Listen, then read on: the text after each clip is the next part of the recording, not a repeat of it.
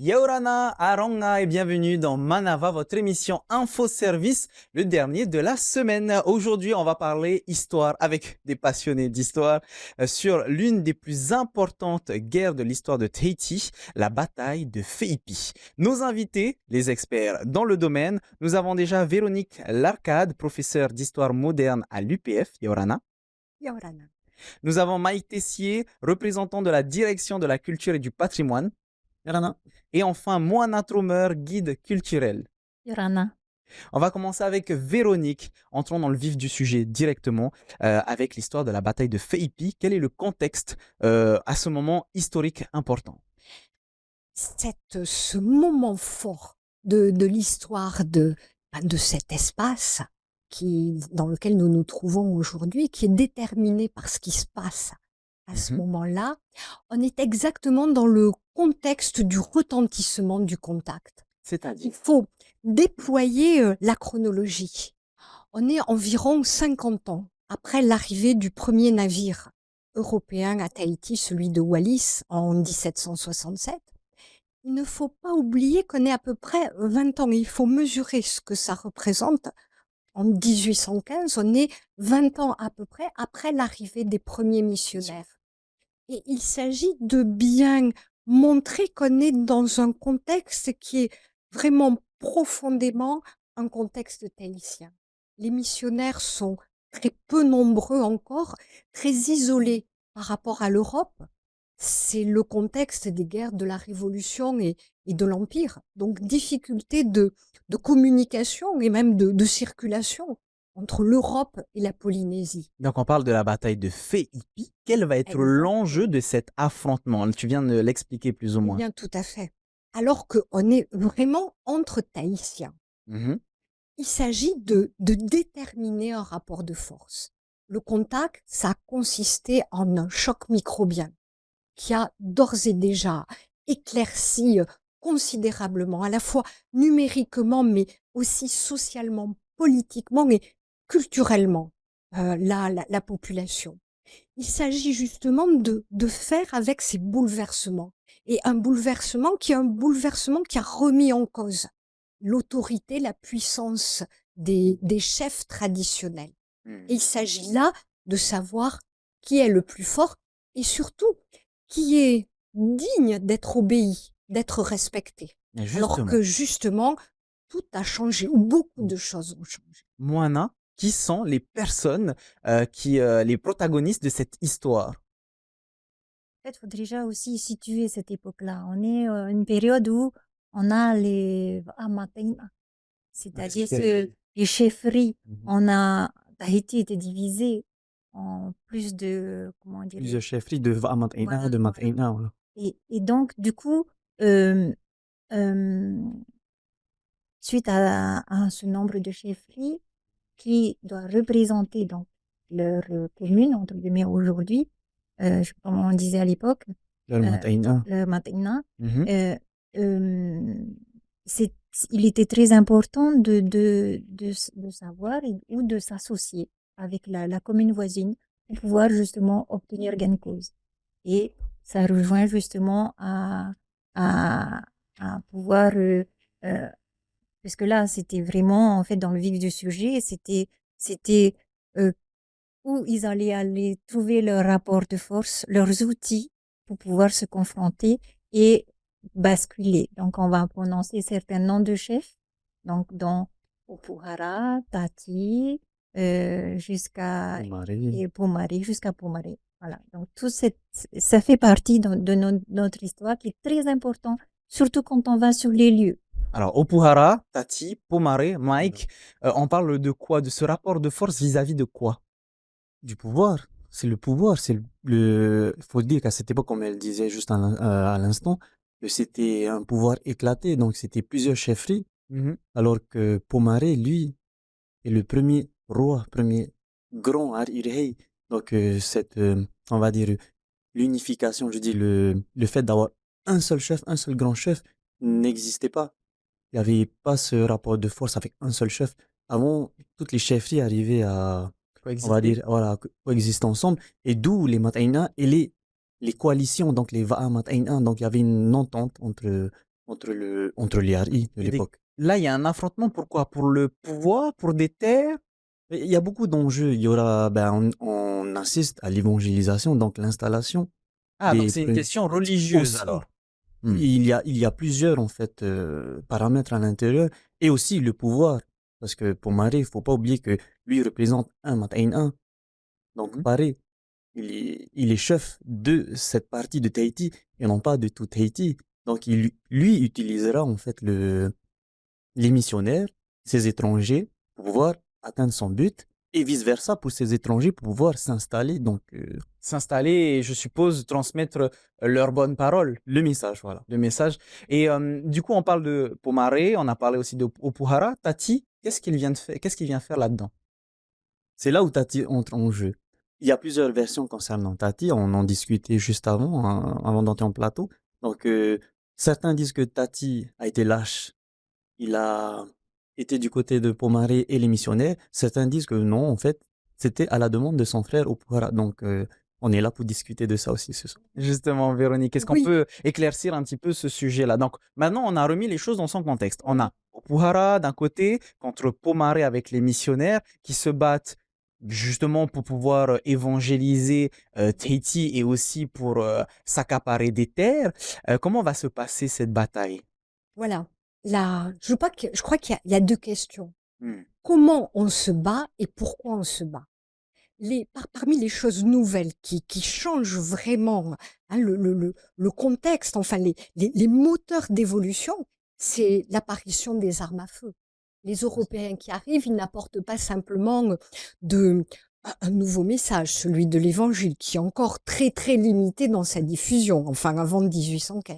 Mais ils apportent aussi des armes à feu. Il n'y a pas eu que les missionnaires qui sont arrivés, mais aussi les mutins du Bounty Mhm. qui ont apporté des armes à feu et qui ont apporté l'usage des armes à feu qui, jusque-là, avait été d'usage limité aux seuls Européens, disons les explorateurs qui arrivent. Avec les mutins du Bounty, on a affaire à des gens qui ont un savoir-faire militaire en matière de maniement des armes à feu qu'ils partagent véritablement parce qu'ils sont insérés dans ce contexte des rapports de force. Hmm. Et puis, la deuxième chose, c'est que ces rapports entre chefs, ils tiennent à des facteurs multiples. Et par exemple, des facteurs généalogiques.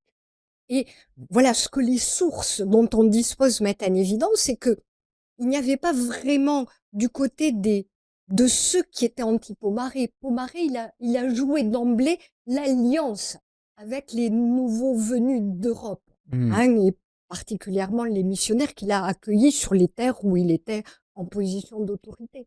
Mais face à lui, eh bien, Tati et Opuara se trouvent en situation un peu délicate. Tati, c'est l'aîné. Voilà. Et vous êtes mieux que moi en mesure de bien peser Tati a la l'importance de charge ça. de porter. Que Opuara, c'est le cadet. C'est lui qui, et là je parle sous votre contrôle, a un petit peu comme destination d'être un tawa, d'être le porteur de la prêtrise. tradition. Alors que Tati, il est en position d'autorité, mais avec une autorité qui est de nature, et là encore je parle en européenne, Oui. hein, qui est de nature politique. Alors que Opuara est investi de quelque chose qui a une dimension spirituelle. Et je crois que c'est un élément à considérer et bien sûr, je pense que vous Oui, pouvez, comme il est d'usage dans Mike. les familles de grands chefs, donc l'aîné aura la direction, donc le hao, alors que le cadet, ça sera plus la prêtrise. Donc généralement, le cadet était le plus sage. Et quelle est l'importance de cette bataille au-delà de toute, comment dire, de cette guerre de pouvoir, cette guerre de religion aussi?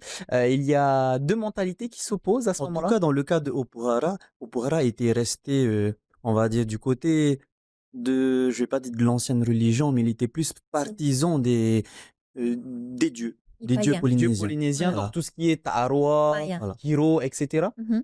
Contrairement à Tati qui s'était Alliés. tourné vers le christianisme, en fait. Donc on a le contexte de la bataille, on a les personnes, on a la raison de pourquoi est-ce qu'ils se battent. Moana, quel est ton regard sur ce qu'il s'est passé ensuite?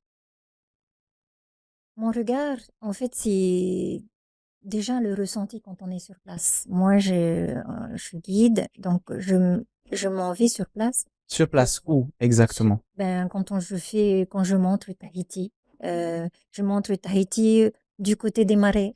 Et j'aime parler de ces histoires, j'aime rendre hommage à ceux pour qui ces monuments existent et à essayer de comprendre comment ils vivaient. Et surtout, ben, à aujourd'hui, puisque maintenant on est tous, on va dire, on a tous été évangélisés. Mhm. Et, mais il nous reste un païen qui, devant, en fait, on va dire légal, on va dire, qui s'est vraiment proclamé païen existant aujourd'hui. Mais je pense que aujourd'hui, on est tous la moitié. On est païen dans nous, De nos Tupuna, tu veux dire? voilà, par nos tupunas, par nos actions, par nos tatouages. Mhm. C'est ce qu'on est, mais on est aussi chrétien. Donc on jongle avec les deux, mais ça fait partie de notre histoire. Et cette histoire, il faut essayer de la transmettre avec ce qu'on a. Justement, comment est-ce que Mike est commémoré cette date? Est-ce qu'on parle d'une date? Est-ce qu'on parle d'un lieu? Comment est-ce qu'est commémoré la bataille de Ipi? Officiellement, il n'y a rien qui a été mis en place encore. Rien du tout. Actuellement, il n'y a rien.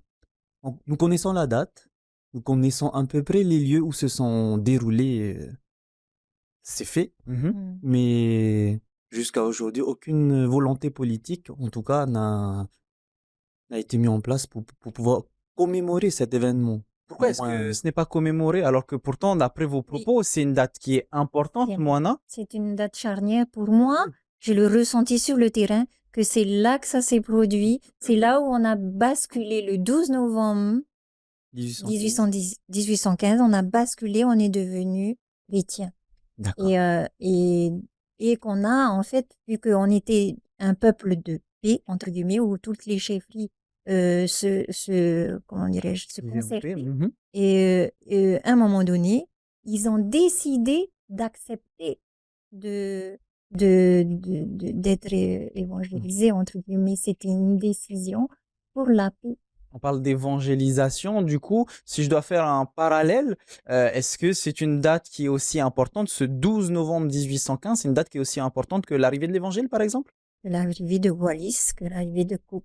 Pour moi, ça appartient par contre au territoire. Alors justement, revenons sur la bataille. On parlait d'armes à feu juste avant avec Véronique. Ah oui. Est-ce que c'était pas justement une bataille un petit peu injuste, puisque je suppose que nos Tupuna n'avaient pas d'armes à feu à ce moment-là? Alors justement, il faut se garder de simplifier les choses.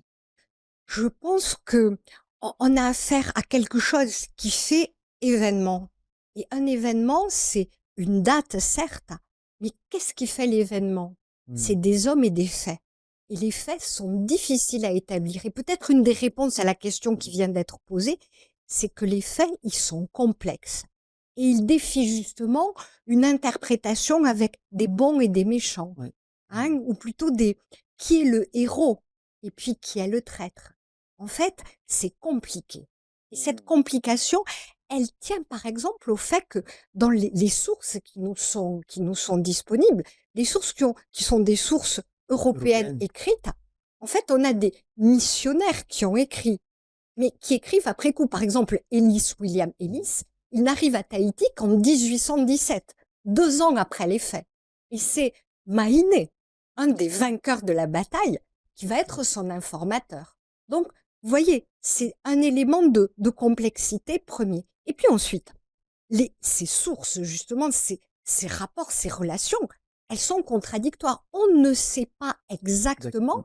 dans quelles circonstances Opoara a été tué. Alors on va en Est-ce parler. là, voilà. On va en parler, excuse-moi, hein, on va en Ouais. parler. Mais juste avant, on parlait de héros, de vainqueurs. Hein, l'histoire s'écrit avec les vainqueurs. Mais on a eu l'occasion de rencontrer Tehina Salmon, qui est un héritier de Tati, et il nous explique la fierté de raconter cette histoire. Pour nous, cette histoire de Quora, pour nous, c'est quelque chose de très marquant pour nous.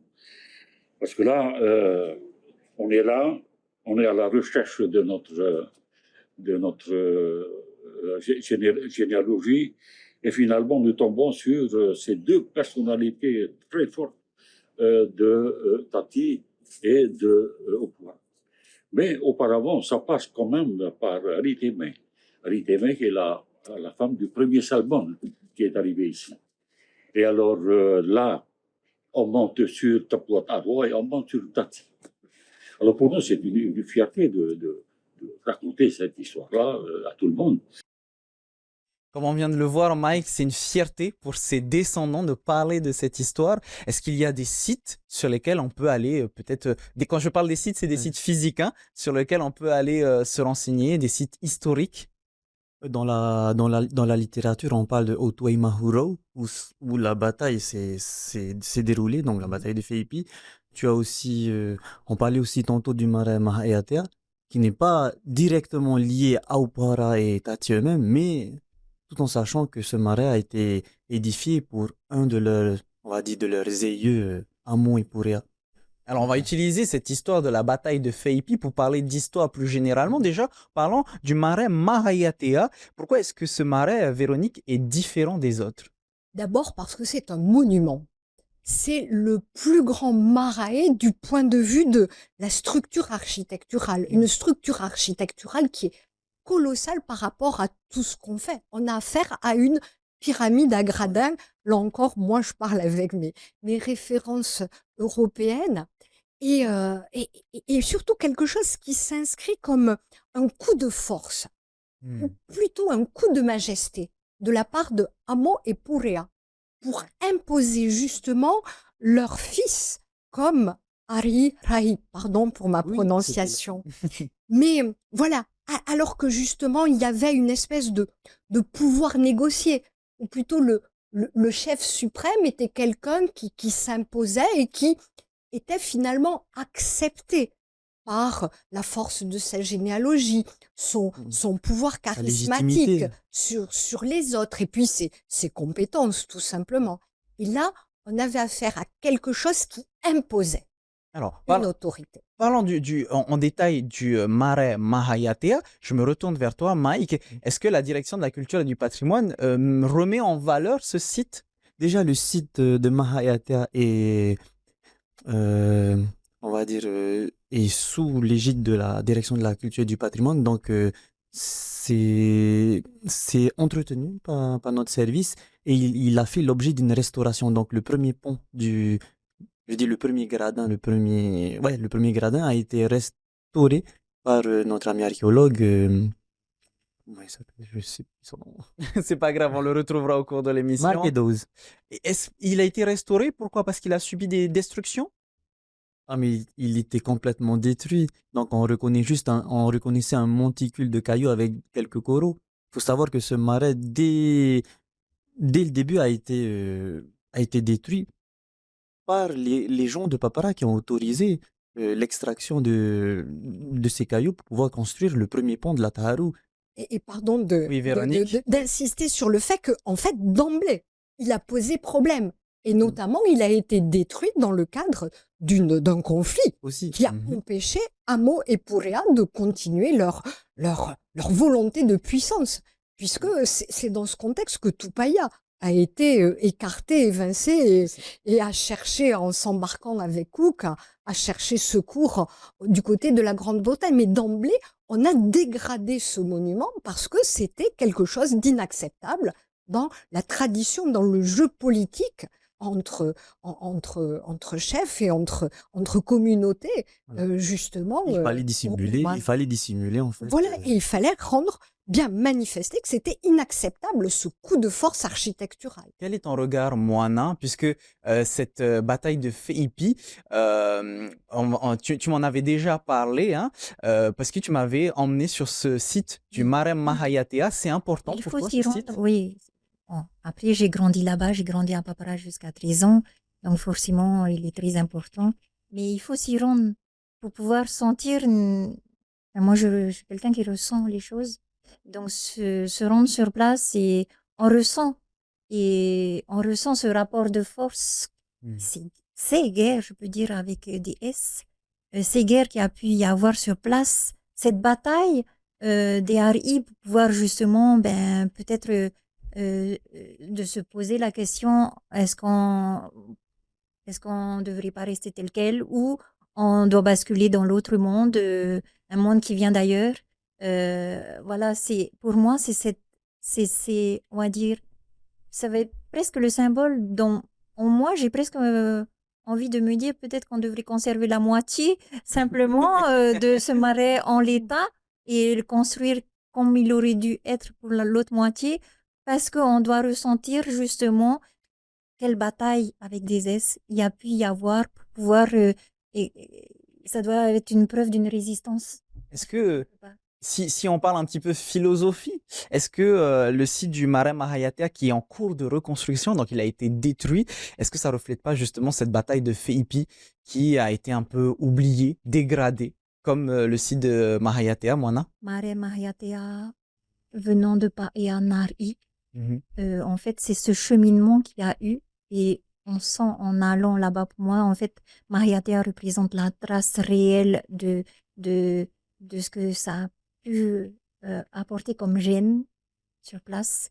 Donc, c'est pour ça que pour moi, c'est très important. Mais il y a aussi, venant de Paea, donc avant c'était Mahu, hein, Marais. Tuimahuro. Tuimahuro. Et donc, ce sont les deux sites qui représentent la bataille de Et puis, mais au-delà de sa nomination, et puis, hein, parce que ça, c'est un autre argument, c'est Ouais, un c'est autre sujet. Même John Mary, Voilà. John Mary Tout à avait fait. baptisé cette bataille la bataille de Nari, Plutôt donc la que bataille des deux Ari, c'est ça. non Nari. Non, Donc, non. Justement, on va revenir très rapidement sur cette bataille de Feipi. Alors, ça n'a pas été dit, mais dans les écrits, Opuhara a été tué d'une balle. Donc, on s'en rappelle hein, ce rapport de force qui était injuste.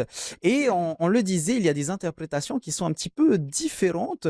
Mike, comment est-ce qu'on peut réagir à ces interprétations différentes de l'histoire, des faits mais historiques? tout dépend de quel côté on se place. Parce que si tu es un descendant d'un Teva, tu parleras des Pomarés comme des lâches. Alors que si tu descends, on va dire, des pro-Pomarés et des chrétiens, non. C'est une bataille et ils l'ont gagné et c'était un rapport de force et ça a toujours été comme ça ici à Tahiti. Peut-être qu'on peut laisser parler un des descendants, encore une fois, de cette bataille. S'il s'agit de Terupe Salmon qui nous parle de ce qu'il ressent vis-à-vis des interprétations. Ce qui s'est passé ce jour-là a été interprété de différentes façons, et notamment ce qu'il en reste pour nous, les Salmon, les descendants de Tati, le frère de Okuhara, c'est que Tati, notre ancêtre, a été traité, comment dire, il a été traité très négativement, disons, par certaines personnes. Moi, quand j'étais adolescent, quelqu'un m'a fait la remarque que mon ancêtre avait en quelque sorte trahi son frère. Mais ces gens qui font cette interprétation, il faut leur apporter un éclairage nouveau. Nous avons des éléments dans la famille qui nous ont été transmis, qui indiquent en fait que ce n'est pas une trahison qui a eu lieu, c'est une réflexion et une décision. Donc, il a été décidé d'un commun accord entre Tati et son frère Okuhara que Tati devait partir aux îles Soulvan, à Bora Bora. Donc, nous, notre héritage, c'est de raconter ça aux gens. C'est parce que les gens ne le savent pas. Nous avons des informations liées à cet événement, à cette bataille, cet événement de Feipi, que les gens n'ont pas et que nous aimerions partager. Mike, on vient de le voir, hein, les dernières paroles de Terupe, c'était sur la transmission du savoir. Ils veulent transmettre. Comment est-ce que la DCP, la Direction de la Culture et du Patrimoine, fait pour transmettre toutes ces histoires comme la bataille de Feipi, par exemple? Déjà deux, nous sommes friands de toutes ces histoires, de toutes ces, on va dire, ces fatières à preuve. Donc, c'est notre mission, en tout cas, d'aller vers les gens, d'aller vers les personnes ressources qui détiennent encore ces petites anecdotes de notre histoire qui ne sont pas officielles. Je dis on va dire, les petites légendes familiales, les petites légendes urbaines, donc qui nous intéressent. Donc, c'est ce corpus de différentes versions qui sont intéressants et que la DCP peut se mettre à disposition de toutes ces personnes ressources et on édite. En fait, on fait des transcriptions, fonds sonores, fonds manuscrits et il nous arrive d'éditer parfois des petits livrets sur des petites thématiques et nous sommes friands de ce genre d'histoire. Alors justement, comme vous pouvez le voir sur notre plateau, il y a plusieurs livres qui relatent des histoires de la Polynésie française et je pense, Mike, pour suivre ce que tu disais, on va peut-être faire une émission justement sur ces sujets. L'histoire en Polynésie française, je pense qu'on pourrait en parler pendant encore de longues minutes. Oui. Merci à toutes et à tous d'avoir répondu à mes questions.